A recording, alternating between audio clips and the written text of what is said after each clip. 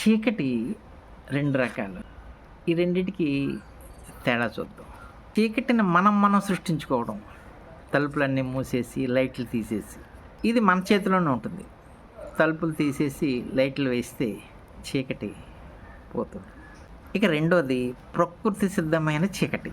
ఇది మన చేతుల్లో ఉండదు. అది ఎప్పుడు వెలుతురు వస్తే దాన్ని అప్పుడే మనం చూడాలి. అంటే పడితే పడుతుంది. అది ఎప్పుడు పడుతుందో మనకు తెలుసు. కానీ దాన్ని మనం ఆపలేం.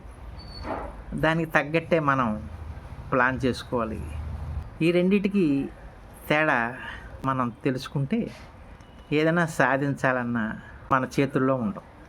చీకటి 2 రకాలలాగే మనకి పరిష్కారం అయ్యే దాని గురించి ఆలోచించి పరిష్కరించుకోవడం ఒకటైతే, కాలానికి వదిలేయడం అన్నది ఇక రెండోది. మీకు అర్థమైంది అనుకుంటాను. Thank you.